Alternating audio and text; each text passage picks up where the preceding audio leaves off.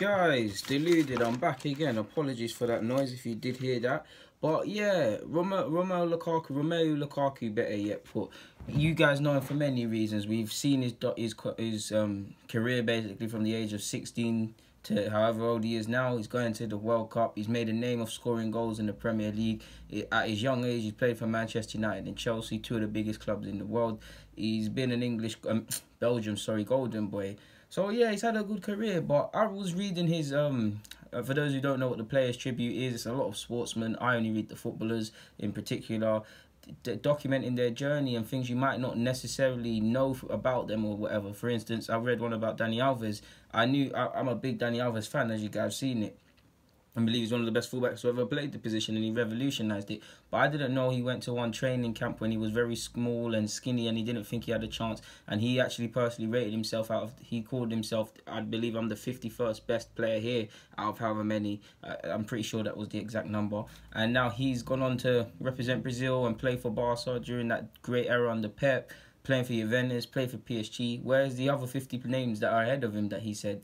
So yeah, now Lukaku, I can't lie, it brought me close to tears because it brought me back on some personal experiences. Like, I'm not going to talk about them all, but all about what Lukaku said. But it's like it brought me close to tears, man. Like, I'm so happy for the man, and I want the man to do as good as he always has, man. And like, it just makes you wonder when you hear the problems he said that he faced when he grew up. A lot of us can relate to it, and it makes you think that all the footballing achievements or football in general is second nature. Like, he detailed growing up, the age of 6 is the first time he realised his family was really living in poverty because all he knew was milk and bread for lunch, but he didn't think two ways. It's when he saw his mum mixing water with milk, obviously to stretch it. You can also do the same with ketchup too. And off topic, Vaseline's got many uses for those of you on the grind. So you can see it. He also talked about rats in the apartment, no hot water, his dad was a footballer, so they had a bit of money, but as it was winding down, TVs had to get sold and things like that, and he had to lie in school how he saw Zidane score the volley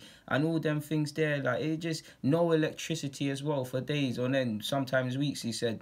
Now, it's mad how much he grew up in poverty. He said this is the age of 6 and he remembers the look on his mum's face, and he made himself a promise that he'd be a footballer. And now he's done it. He's obviously living a good life. A good far cry from what he was living previously. And he's changed it around, and he guarantees his mum's got a smile on her face now. Which makes me also think, if he's grown up the way he lived and the way he did and how hard it was, and if it wasn't a footballer, I don't know what man would be doing. Doesn't it feel people that all the sporting achievements and all these things are second nature because he's made it? He's out of that reality. He's now made it. His kids, when he decides to have them, if he doesn't have any already, will be fine. His mum and dad are cool. His family, because his brother's a footballer as well, they're out of it. They're out of this hard life they were living. So everything is second nature to a degree. I'm sure of course he wants to win World Cups if possible, Champions Leagues if possible, all the individual and team collective achievements possible. But for me, if I'm them, this is my proudest achievement, knowing that my mum, family, siblings, whatever, don't struggle. This would mean more to me than any major accomplishment that I'd win throughout my career. So then it makes me realise, when you say people have failed potential, I myself say people who haven't hit the heights and things like that, have they really? Because of course these are great sporting achievements, and if a man's got world-class potential, I'm not speaking just about Lukaku now, you want to see him realise that, but surely with the way he's grown up and the problems, all of this is secondary nature now that a man's made it. And like, you also hear he had to deal with a lot of racism in headlines whenever he played good. Oh, he's of Belgian descent. When he plays bad, oh, the Belgian player of Congolese descent. Fake IDs and stuff like that. When he used to get older and stuff, people saying he's got a fake ID, he's not of age. His dad actually couldn't attend the away game, so there was a humiliating experience where he had to get the ID out and show it. I like his mentality. He made a promise at 16 that he'd be a footballer. He didn't keep his promise. He did it 11 days later. But you see it. He said every game was like a cup final. He was out there trying to smash kids and trying to write kids off. Real talk, especially the ones that parents had a problem. And he made his dad and mum, everybody, a promise at 16, like I said, that he would make it. Like, you have to. Like, I like this selfless approach, this desire, this from the age of 6 seeing what he is to promising that at 16 be a professional footballer and fight poverty, which he has. His mum even had to borrow bread off the baker because she couldn't afford to pay, so they would get it on a Monday because they had young kids and pay on a Friday. So when you hear all of this stuff, and then I even touched upon it when Lukaku signed for United, and people said it's more to being a striker than just being a United, than just being good to be a United striker, and all of these things. You've got to have the mentality. Yeah, all of that's true. But when you see that a man's grown up, how he's grown up and been scrutinised, surely it's completely, no disrespect to Man United, but surely there's a whole bunch of tosh for a lot of these players at a lot of these clubs. He did away from football. He's seen how hard life can be. Surely kicking a game up, playing football for however many seasons his contract up, surely there's secondary problems, in my opinion. He spoke of saying prayers in the dark room with his family, trying to get out of poverty and things like that. Seeing his mum cry. He promised one day he'd play for Anderlecht, and he kept his promise and things like that, man. 12 years old, he scored 76 goals in 34 games. That shows the determination. Obviously, youth football is a bit crazy, but yeah, man. Like it's crazy, like it's crazy that the man's come back. And he also said he bought, what I liked is when he first kind of got paid his pro contract, he went and got a subscription for a sports channel, and he grabbed the TV, which he never had, man.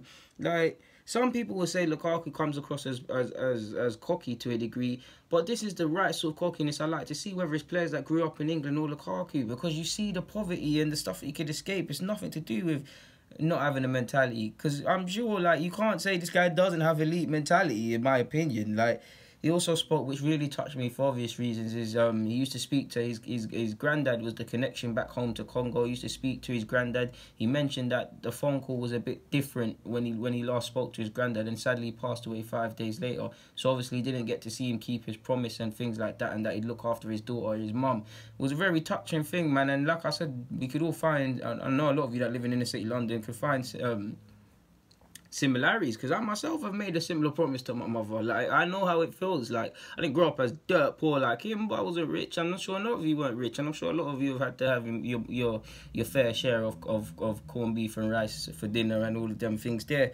But man, like, I rate Lukaku, man. Like, this rats in his apartment. Like I said, this just shows you these problems that footballers have with. Let's just look at Lukaku. Oh, he needs to improve more. He needs to do this. He needs to do that. He could be more of a physical presence.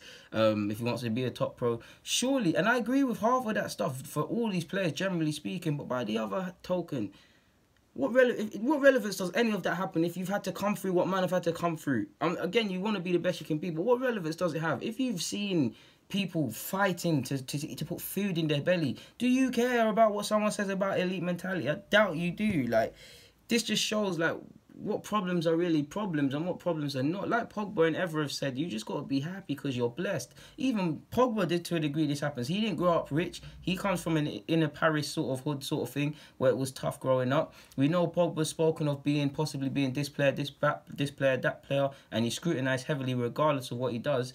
And some will argue he hasn't achieved anything which his potential suggests. That might be true, but he's come out from poverty. They've escaped poverty. Every day is not what it could have been if they didn't make it in football, and if they didn't, like, it's happy days, it's good days. Enjoy yourself. I'm not saying, you get what I'm saying, innit? Sure, like, where do you quantify that? And if I'm Pogba, yeah, you want to be the best player you can be, and you want to make it because we're driven individuals, but by the same token, you and your brothers have got out of it. Like, Lukaku, I can't not rate Lukaku enough, man, for the single-minded approach from a young age. Like, these things make or break you, and it's sad because I'm assuming, like, within the city, London and Paris and other places, even in America, for every Romelu Lukaku that's growing up with these circumstances, equally there's other boys probably in that apartment block that grew up with the same, that might not have been gifted with his ability or smart or whatever happened. And sadly, they're doing certain other things, whether it's crime, whether it's drugs or any other sort of crime for money, like you see in Brazil as well. So this is what football's about, man. Escaping poverty and doing good for your family, man. And people will call him superficial because you see him with flashy cars and stuff. But this is why I say you have to be careful, because you don't know nothing about anybody and you don't know how they've come up. Big up Lukaku, continue it. So yeah, man, keep doing your thing, Lukaku, man. Guys, deluded, get in the comments, subscribe and do the rest. I'm out of this one.